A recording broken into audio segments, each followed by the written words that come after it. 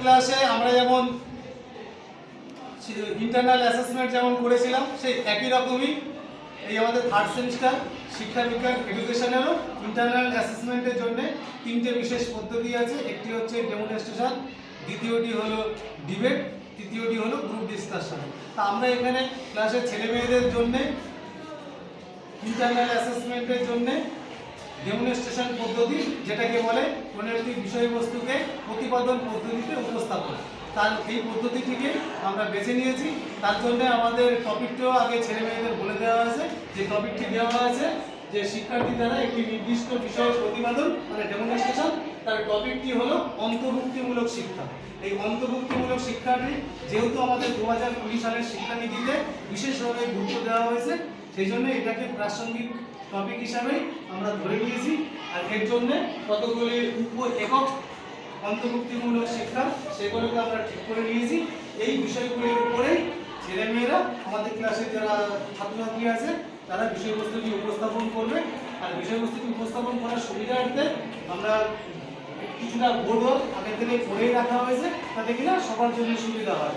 আর এই প্রজেক্টটার জন্য সুবিধার জন্য আমরা এর সঙ্গে কিছু চার্টও তৈরি করা হয়েছে। চার্টটা একটু খেয়াল করে দেখো, এখানে একটা চার্টের ছবি দেওয়া আছে।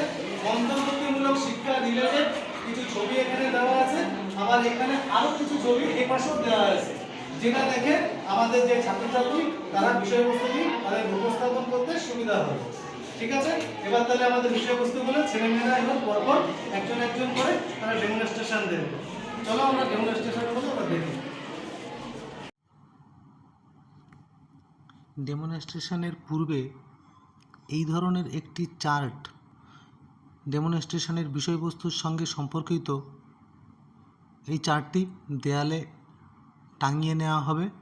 এই চার্টের সঙ্গেই সম্পর্কিত বিভিন্ন ধরনের প্রশ্নগুলি মাধ্যমে ছেলেমেয়েরা যে সমস্ত শিক্ষার্থী শিক্ষকের ভূমিকায় থাকবে, এই চার্ট দেখে প্রশ্নগুলি ছেলেমেয়েদের উদ্দেশ্যে করবে এবং বিষয়বস্তুগুলি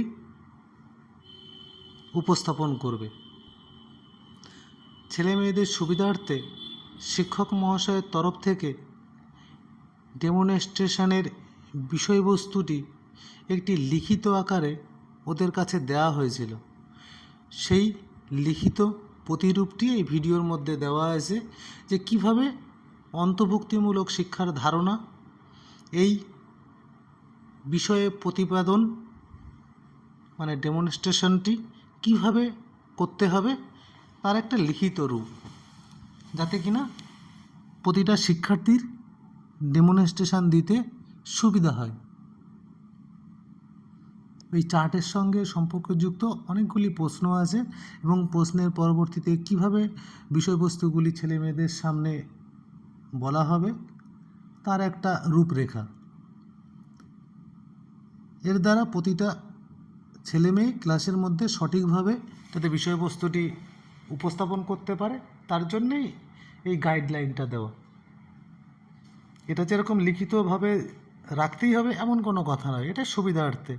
তবে এই ক্ষেত্রে অবশ্যই ছেলেমেয়েদের জন্যে যেটা সবথেকে বেশি গুরুত্বপূর্ণ, যে প্রতিটা শিক্ষার্থী এখানে শিক্ষকের ভূমিকায় থাকবে এবং ক্লাসের অন্য ছেলেমেয়েরা তারা কিন্তু শিক্ষার্থীর ভূমিকায় থাকবে।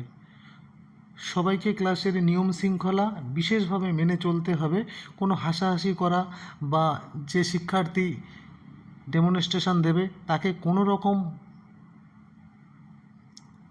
অপদস্থ না করা বা হাস্যকর কোনো পরিস্থিতি না তৈরি করা, সেদিকে অবশ্যই খেয়াল রাখতে হবে।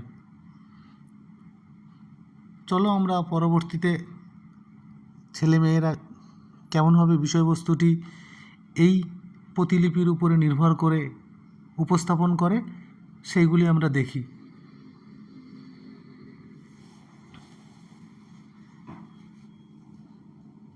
ছেলেমেয়েরা এখন শিক্ষকের ভূমিকায় বিষয়বস্তু উপস্থাপন করবে।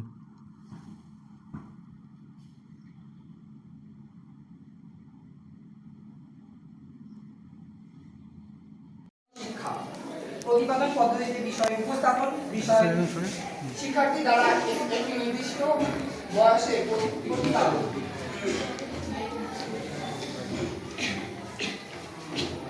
সবাই জানো শিক্ষা বিজ্ঞান। একক অন্তর্ভুক্তিমূলক শিক্ষা। উপ-একক অন্তর্ভুক্তিমূলক শিক্ষার ধারণা, মানে অন্তর্ভুক্তিমূলক কি সেই সম্পর্কে আমরা জানবো। অন্তর্ভুক্তিমূলক শিক্ষার বৈশিষ্ট্য কি সেই সম্পর্কে আমরা জানবো। অন্তর্ভুক্তিমূলক শিক্ষার গুরুত্ব কতটা সেই সম্পর্কে আজকে আমরা জানবো। অন্তর্ভুক্তিমূলক সমাজ গঠনে বিদ্যালয়ের কি ভূমিকা আছে। অন্তর্ভুক্তিমূলক শিক্ষা আমাদের এই বিদ্যালয়ে কি কি করে, কি কি না করে সেই সম্পর্কে আমরা জানবো। উদ্দেশ্য শিক্ষক মহাশয়ের দ্বারা পূর্ব নির্ধারিত বিষয়টি অন্তর্ভুক্তিমূলক শিক্ষা। টপিকটি প্রশ্ন উত্তরের মাধ্যমে শুরু করে প্রতিপাদন পদ্ধতিতে উপস্থাপনের মাধ্যমে। অন্তর্ভুক্তিমূলক শিক্ষা কি, মানে কারা এই অন্তর্ভুক্তিমূলক শিক্ষার বিদ্যালয়ে ভর্তি হয়। উপস্থাপনের মাধ্যমে এই শিক্ষার প্রাসঙ্গিকতা কতটা ইত্যাদি জানবো ও বুঝবো। সর্বোপরি সমাজের সকলের মধ্যে বিদ্যালয়ের স্বাভাবিক ছাত্রছাত্রীর মধ্যে ব্যাহত অক্ষম বন্দী এই ধরনের বিশেষ চাহিদা সম্পন্ন শিশুদের প্রতি সহনশীল পারস্পরিক বন্ধুত্ব মানসিকতা গড়ে তোলার প্রয়োজন। মানে আমাদের চারিপাশে, গ্রামের চারিপাশে, বাড়ির চারিপাশে অনেকেই আছে যারা অন্ধ, মুখ বধির বা তারা কথা বলতে পারে না। তাদেরকে আমাদের সাথে বন্ধুত্ব করতে হবে। তারা যাতে ভালোভাবে পড়াশোনা করতে পারে আমাদের সাথে, একই সাথে তারাও যেন আমাদের সাথে চলতে পারে সেই সম্পর্কে আমরা আজকে জানবো। কি মনে হচ্ছে? সে কিভাবে বই পড়ছে? তাহলে তোমরা এখন বলো তো, ব্রেইল পদ্ধতিতে কারা বই পড়ে? এবার তোমরা দ্বিতীয় ছবিটিকে দেখো, বলো এটা কি ধরনের শ্রেণীকক্ষ? স্কুলের সাধারণ শ্রেণীকক্ষ। এবার তাহলে তোমরা বলো, সাধারণ ছেলেমেয়েদের সাথে বিশেষ চাহিদা সম্পন্ন ছেলেমেয়েরা কি পড়তে পারে? তোমরা নিচে দ্বিতীয় ছবিটিতে দেখো, দুটি তৃতীয় চতুর্থ, একটিতে গরিব পরিবারের ছেলেমেয়েরা পড়ছে আর একটিতে ধনী পরিবারের ছেলেমেয়েরা পড়ছে। তাহলে তোমরা বলো, মানে একই স্কুলে গরিব ও বড়লোক যারা ধনী পরিবারের ছেলেমেয়েরা কি পড়তে পারে?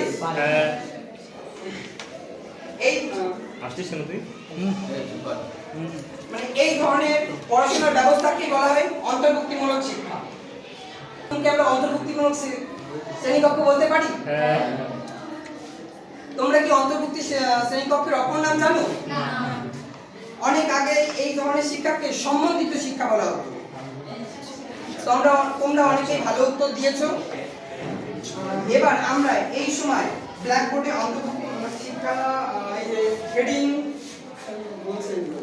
মানে কি, এই শিক্ষায় দৃষ্টিভঙ্গি অনুসারে মানে সমান সুযোগ কি, মানে একই বিদ্যালয়ে একই শ্রেণীকে পক্ষে কোনো জাতপাত নির্বিশেষে সবাইকে সমান শিক্ষা দেওয়া উচিত, এটাই আমরা মনে করি। ব্যক্তিগত সহায়তা অন্তর্ভুক্তিমূলক শিক্ষা সকল শিক্ষার্থীদের সমান দৃষ্টিতে দেখা হয়। মানে কি, অন্তর্ভুক্তিমূলক শিক্ষায় সকল শিক্ষার্থীকে সমান দৃষ্টিতে দেখা হয় এবং তাদের বিকাশের দিকেও, মানে তারা কতটা উন্নতি করছে বা তারা কতটা নিচে নেমে যাচ্ছে সেই দিকেও লক্ষ্য করা হয়। যারা উন্নতি করছে তাদেরকে আরো উন্নতি করতে দেওয়া হয়, আর যারা নিচে নেমে যাচ্ছে তাদেরকেও উন্নতির পথে নিয়ে যাওয়ার চেষ্টা করা হয়। সমাজের মূল স্রোতের শিক্ষা, যে সমস্ত বিশেষ চাহিদা সম্পন্ন শিশুদের শিক্ষা থেকে বঞ্চিত তাদের সমাজের মূল স্রোতে ফিরিয়ে আনা সম্ভব।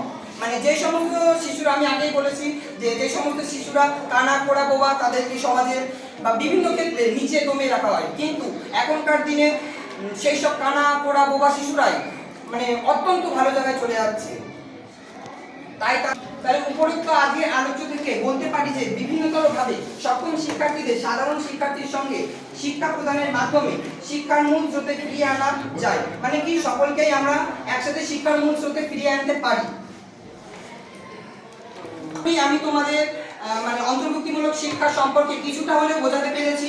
আমাদের ক্লাসের সকল সহপাঠী শিক্ষার্থীদের ধন্যবাদ জানাচ্ছি, যে আমাদের পাঠদানের সহপাঠী শিক্ষার্থী পাঠদানের সহকারী শিক্ষার্থীকে ধন্যবাদ জানাচ্ছি ধন্যবাদ আমাদের সবারই প্রিয় স্যারকে।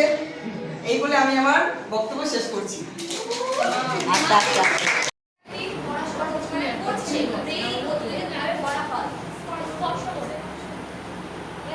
তারপর আমরা দ্বিতীয় চিত্রে চলে যাব। আমরা দ্বিতীয় চিত্র থেকে কি বুঝতে পারছি?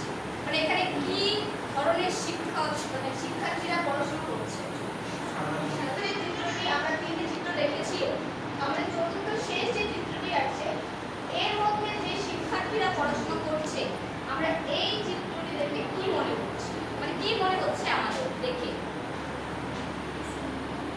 এই চিত্রটির মধ্যে কি মনে হচ্ছে, মানে এদের পোশাক আশাক সেরকম